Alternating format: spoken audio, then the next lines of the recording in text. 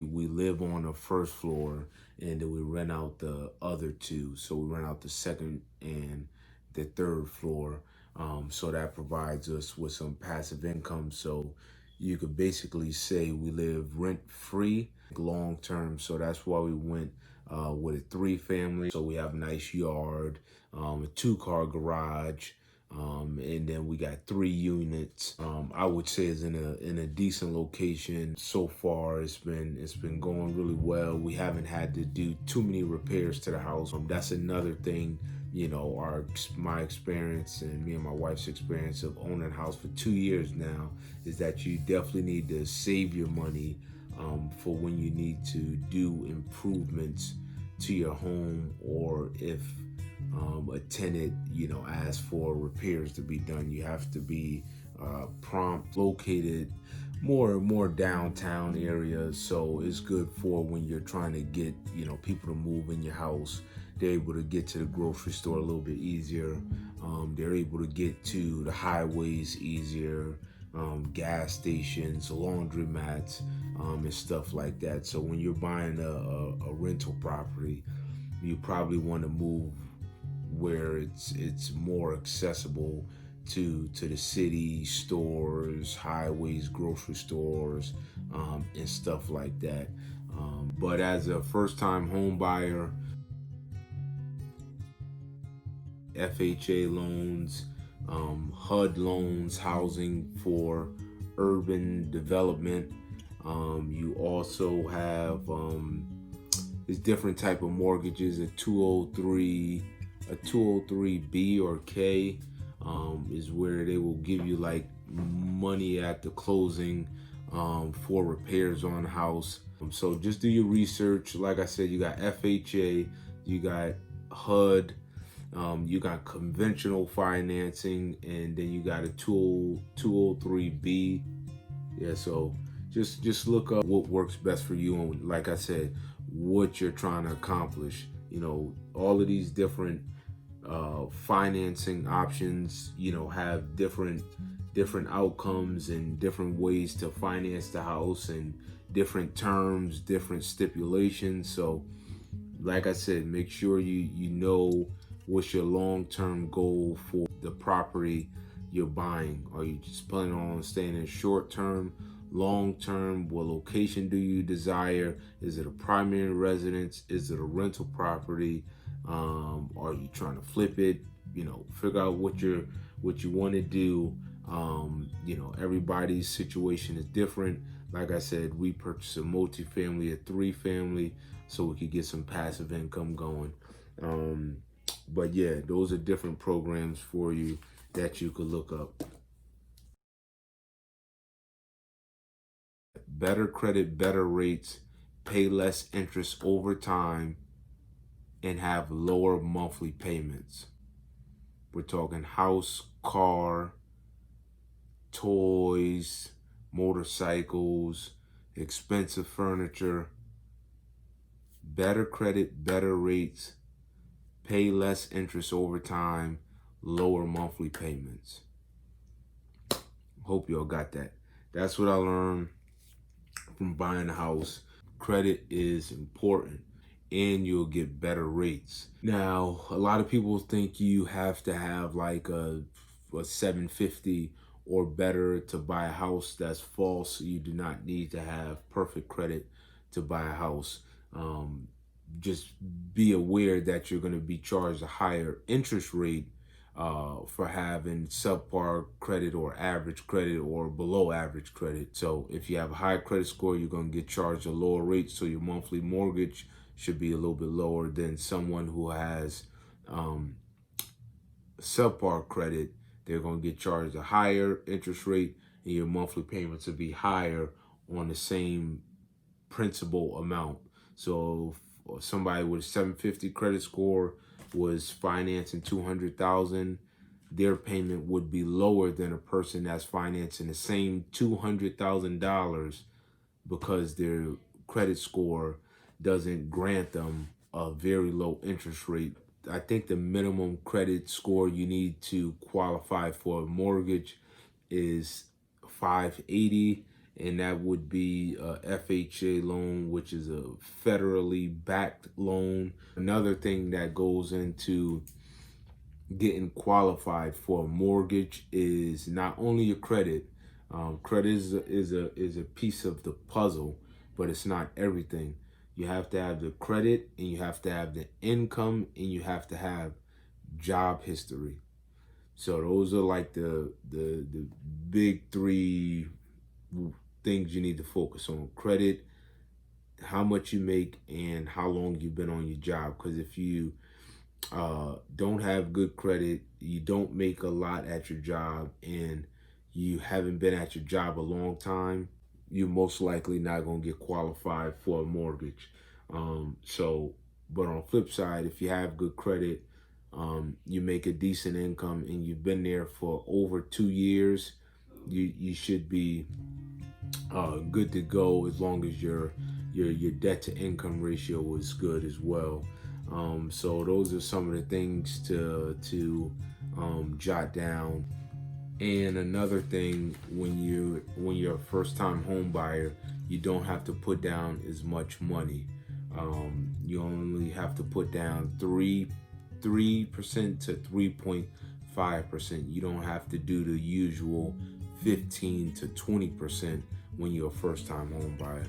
So that's a little plus for y'all. So for my house, since I purchased a 3-family, we had to have 3 months of our mortgage in our savings account, because that's a requirement to purchase a 3-family.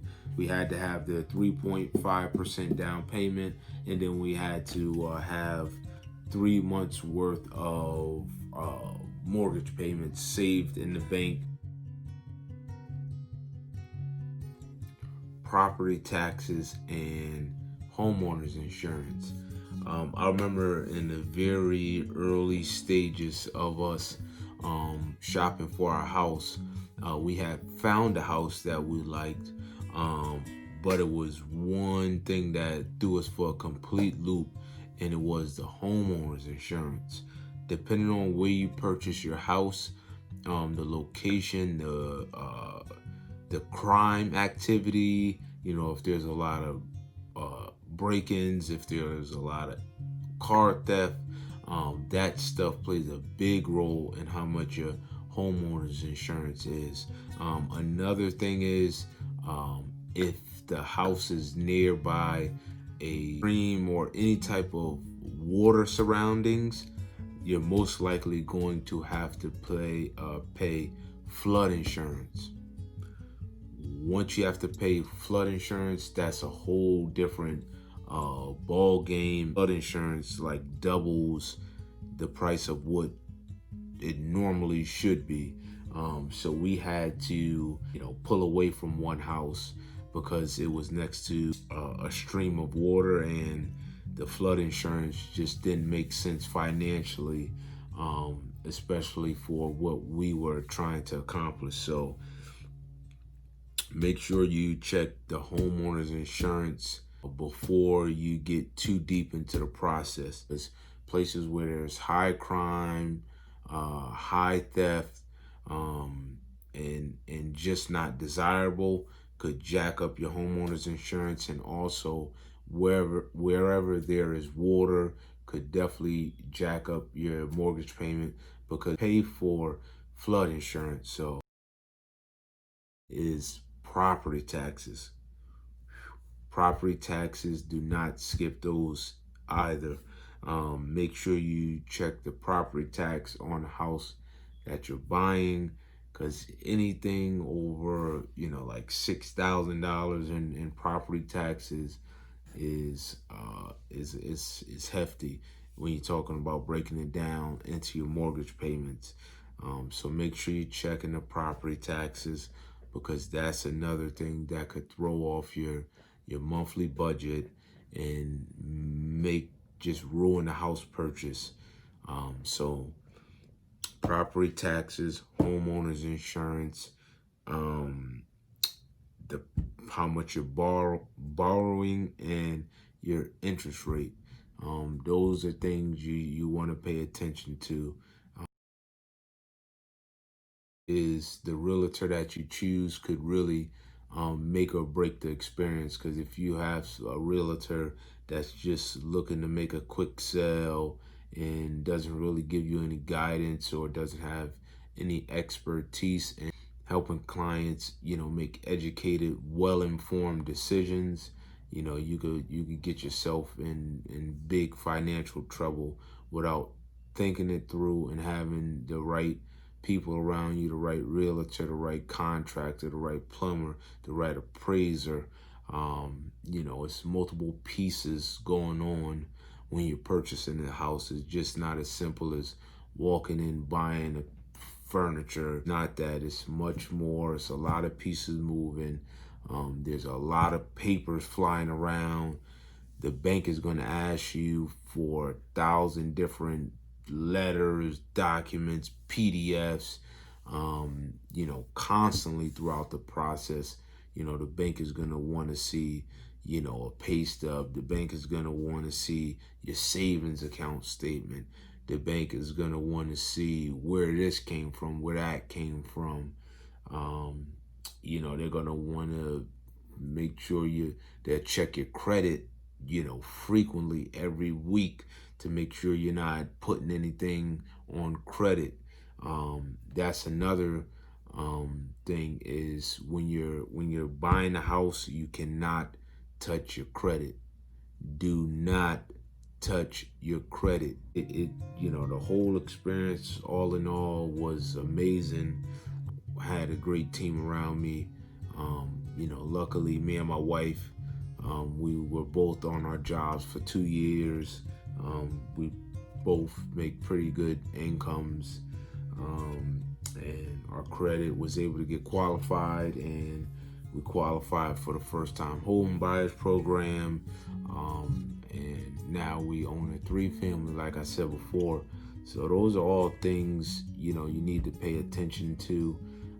I don't want to hold you too long in this video. It's probably long enough. But if you have questions about anything, that I talked about in this video, be sure to leave me a comment. I would love to get, a chat going down there about your experience on how you purchase your first home. Write this stuff down, write down what your goals are.